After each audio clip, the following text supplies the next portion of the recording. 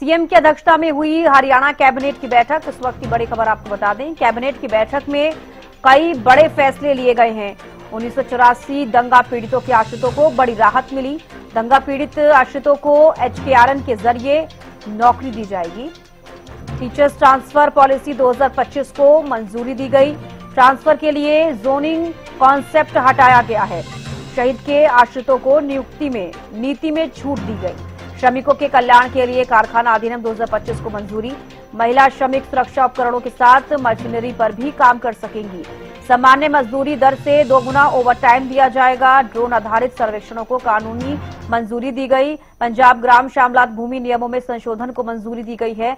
अंशकालिक और दैनिक वेतनभोगी कर्मचारियों के वेतन में बढ़ोतरी की गई है।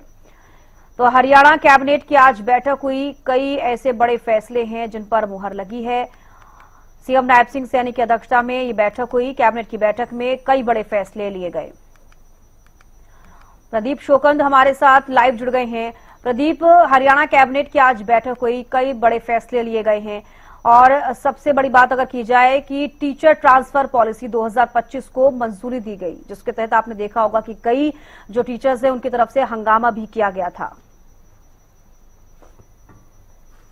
प्रदीप जी, आज अहम बैठक कैबिनेट की जो हुई है और उनकी अध्यक्षता मुख्यमंत्री नायब सिंह सैनी ने की है। बैठक के बाद में मुख्यमंत्री नायब सिंह सैनी ने प्रेस कॉन्फ्रेंस करके कैबिनेट की जो तमाम जानकारी दी है। उन्होंने बताया कि 12 एजेंडे पहले रखे गए थे, लेकिन 2 एडिशनल एजेंडे और यानी कि 14 एजेंडों के ऊपर चर्चा आज होनी थी, जिसमें से एक को विड्रॉ कर दिया। 13 एजेंडों के ऊपर जो है आज चर्चा हुई है। उन्होंने बताया कि जिस प्रकार 1984 के अंदर जो दंगे हुए थे, उनके अंदर जो शहीद हुए थे, उनके परिवार वालों के, उनके बच्चों को जो है HKRN के माध्यम से जो नौकरी का उनका आज रास्ता साफ कर दिया गया है। और उन्होंने कहा कि 58 साल की आयु तक उनको कोई नहीं हटा सकता, यानी कि उनको नौकरी दी जाएगी। बैठक में आबादी देह क्षेत्रों में कब्जा धारकों को स्वामित्व प्रदान और अधिकार प्रदान करने के लिए स्वामित्व योजना और ड्रोन आधारित सर्वेक्षणों के परिणामों को कानूनी आधार पर प्रदान करने का निर्णय भी लिया है। और इस संबंध में बैठक में अध्यादेश भी मंजूरी दी गई है।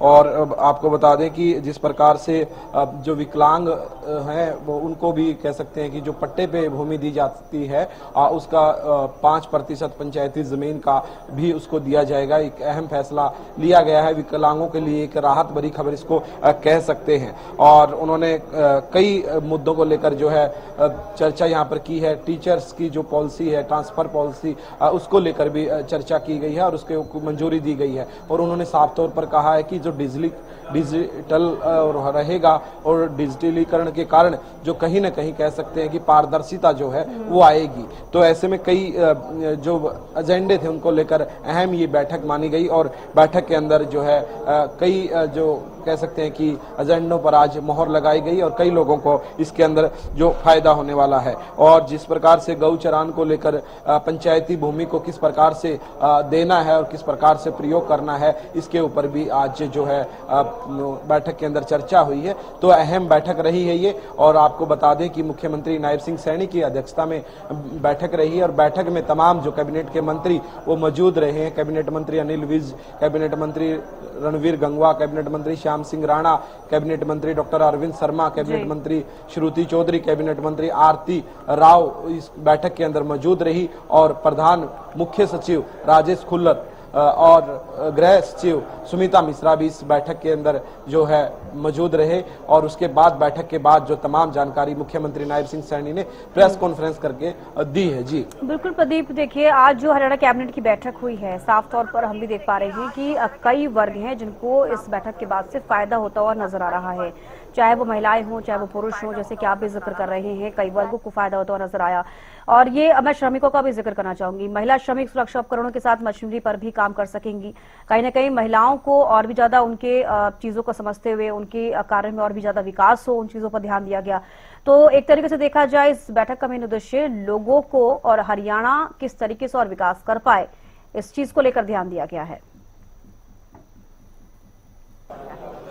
जी बिल्कुल, हरियाणा में श्रमिकों के कल्याण और कह सकते हैं औद्योगिक विकास में संतुलन स्थापित करने के लिए कारखाना संशोधन अध्यादेश 2025 को भी मंजूरी दी गई है। अब कारखाना प्रबंधन को हर श्रमिक को नियुक्ति के समय नियुक्ति पत्र अनिवार्य करना प्रावधान रहेगा और उद्योगों में महिलाओं की भागीदारी बढ़ाने के लिए भी प्रावधान रहेगा। इससे महिलाओं को काफी फायदा रहने वाला है, क्योंकि महिलाओं की एक कह सकते हैं कि एक उनको कोटा मिल गया, रिजर्वेशन हो जाएगी, इतने प्रतिशत महिलाओं को मौका मिलना चाहिए, तो इससे महिलाओं को भी कहीं ना कहीं फायदा जो होने वाला है। जी और बिल्कुल दोनों आधारित सर्वेक्षणों को कानूनी मंजूरी दी गई है, इसको लेकर भी प्रदीप जानकारी चाहूंगी, किस तरीके से इसे समझा जाए।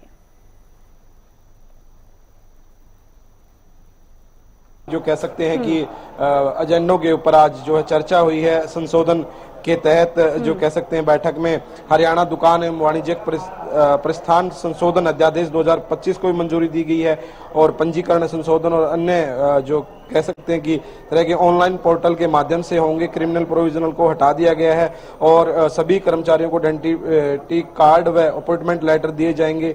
पंजाब ग्राम समलात भूमि नियमों को संशोधन को भी मंजूरी दी गई है। अब पंचायत द्वारा खेती के लिए पट्टे पर दी जाने वाली प्रस्तावित भूमि में 5% भूमि जो है विकलांगों को दी गई है, लेकिन 60% से अधिक विकलांगता होनी चाहिए। कह सकते हैं कि जो आज की बैठक रही है कैबिनेट की, ये सभी वर्गों के लिए फायदेमंद रही है, चाहे वो नौकरी पैसे वाले हों या कह सकते हैं या फिर वो प्राइवेट सेक्टर में काम करते हो या फिर महिला की बात करें, महिलाओं की खास तौर पर बात करें तो उनको भी इसके अंदर फायदा, क्योंकि उनको भी एक आरक्षित जगह दे दी गई है कि इतने प्रतिशत जो कह सकते हैं कि महिलाओं को रखना अनिवार्य कर दिया गया है। तो सबको कह सकते हैं इसमें फायदा हुआ है। और वहीं 1984 के जो दंगों के अंदर जो शहीद हुए थे उनके परिजनों को नौकरी देने का जो वायदा किया था, आज उसका रास्ता साफ हो गया है। तो ऐसे में कह सकते हैं कि ये पूरी बैठक जो रही है कैबिनेट की, इसके अंदर पूरे हरियाणा के हर वर्ग के बारे में जो कह सकते हैं कि फायदा मिलता हुआ नजर आ रहा है, क्योंकि चाहे महिलाओं की बात करें, चाहे नौकरी पैसे की बात करें और ट्रांसफर पॉलिसी की बात करें, तो क्योंकि जिस प्रकार से ट्रांसफर होंगे वो अगर डिजिटल होंगे तो उसके अंदर पारदर्शिता भी आएगी और वो साफ भी नजर आएंगे। तो ऐसे कह सकते हैं कि सभी वर्गों के लिए ये आज की कैबिनेट की बैठक रही है, वो अहम रही है। जी बिल्कुल, लेकिन हरियाणा में जो ड्रोन दीदी योजना है उसका मैं यहाँ पर जिक्र करूंगी प्रदीप, कि लोगों को जैसे किसानों का हम जिक्र कर ले, महिलाओं को प्रशिक्षण दिया जाता है, उनको ट्रेनिंग दी जाती है, लेकिन ड्रोन आधारित सर्वेक्षणों को कानूनी मंजूरी दी गई। इसको लेकर जानकारी चाहूंगी, इसके अंदर क्या कुछ चीजें हैं और कैसी मंजूरी, क्या कुछ आगे रहेगा इसको लेकर।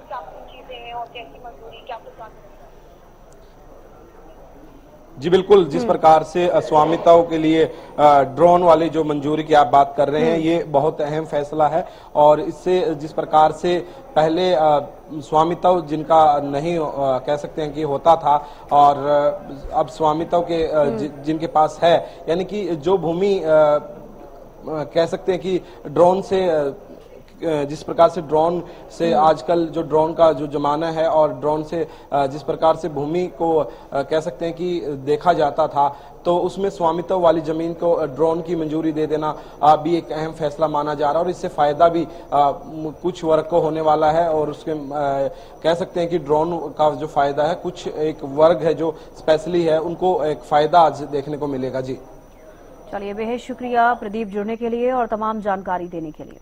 तो देखिए, आपको बता दें कि आज हरियाणा कैबिनेट की बैठक हुई। हरियाणा कैबिनेट में बड़े फैसलों को मंजूरी दी गई है।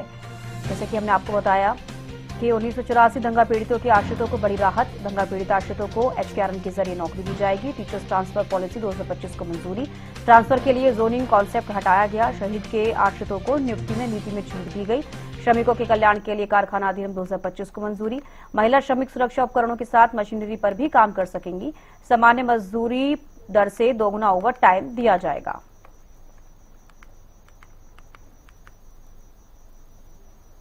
आज की कैबिनेट की बैठक में जो टीचर्स ट्रांसफर पॉलिसी 2025 को भी मंजूरी दी गई है, जिसके तहत पॉलिसी का सरलीकरण भी किया गया है। नई पॉलिसी के तहत जोनिंग का कंसेप्ट हटा दिया गया है। पहले जोन थे, वो जोन का कंसेप्ट वो हटा दिया गया है, जिससे शिक्षक सीधे ही कोई भी स्कूल चुन सकते हैं कि हरियाणा में श्रमिकों के कल्याण और औद्योगिक विकास में संतुलन स्थापित करने के लिए कारखाना अधिनियम अध्यादेश 2025 को भी मंजूरी दी गई है। अब कारखाना प्रबंधन को, जो कारखाना प्रबंधन है, को हर श्रमिक को नियुक्ति के समय नियुक्ति पत्र देना अनिवार्य करने का भी प्रावधान किया है। उद्योगों में महिलाओं की भागीदारी बढ़ाने के लिए भी प्रावधान किया गया है। इसके अनुसार अब महिला श्रमिक भी मशीनरी पर आवश्यक सुरक्षात्मक उपकरण उपलब्ध होने पर कार्य कर सकेंगी, उसकी मंजूरी भी दी गई है। संशोधन में 3 तिमाही ओवरटाइम सीमा को 115 घंटे से बढ़ाकर अब 144 घंटे किया गया है। पहले 115 घंटे था, हाँ, अब उसको 144 घंटे कर दिया है, उसको बढ़ा दिया है। सभी ओवरटाइम कार्य स्वैच्छिक रहेंगे, कोई दबाव नहीं रहेगा। कोई करना चाहे करे ना, जो नहीं करना चाहे ना करे। सामान्य मजदूरी दर से 2 गुनी दर से मुआवजा दिया जाएगा। जो उसकी मजदूरी है, अगर वो ओवर टाइम करता है उसके ऊपर डबल चार्ज किया जाएगा, जिससे श्रमिकों के अधिकारों की सुरक्षा सुनिश्चित होगी। हमारी सरकार ने 1984 के सिख विरोधी दंगों के पीड़ित परिवारों के दर्द को समझते हुए उनके परिवार के एक सदस्य को रोजगार प्रदान करने का हमने निर्णय किया था। इसकी घोषणा मैंने विधानसभा पटल के ऊपर की थी मानसून सत्र में। अभी ऐसे पीड़ित परिवार के मैंने कहा था कि एक सदस्य को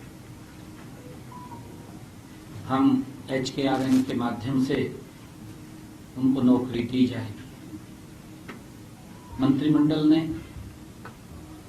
ये निर्णय किया है कि उस समय जो हरियाणा के निवासी थे, जिनकी मृत्यु दंगों के दौरान, चाहे वो हरियाणा से बाहर भी हुई, आज ये निर्णय किया गया कि चाहे 1984 के दंगों में कोई व्यक्ति अगर हरियाणा से बाहर भी था, अगर उसकी मृत्यु हो गई, आश्रितों को भी नौकरी दी जाएगी। स्वामित्व योजना और ड्रोन, जो आबादी देय क्षेत्रों में कब्जा धारकों को स्वामित्व अधिकार पत्र और ड्रोन आधारित सर्वेक्षणों के परिणामों को कानूनी आधार प्रदान करने का निर्णय भी किया है। इस संबंध में आज बैठक में एक अध्यादेश को मंजूरी दी गई है। इससे आबादी देय क्षेत्रों में कब्जा धारकों को ड्रोन सर्वे और प्रॉपर्टी कार्ड के आधार पर स्वामित्व अधिकार प्रदान होंगे। पंजाब ग्राम श्यामलात भूमि नियमों में संशोधन को भी मंजूरी दी गई है। अब पंचायत द्वारा खेती के लिए पट्टे पर दी जाने वाली प्रस्तावित भूमि में से 5% भूमि 60% से अधिक विकलांगता वाले व्यक्तियों के लिए आरक्षित होगी। बैठक में हरियाणा मूल के जो युद्ध में जान गंवाने वाले शहीद सैनिकों के आश्रितों को अनुकंपा के आधार पर नियुक्ति के लिए हरियाणा सरकार की नीति में छूट प्रदान की गई है।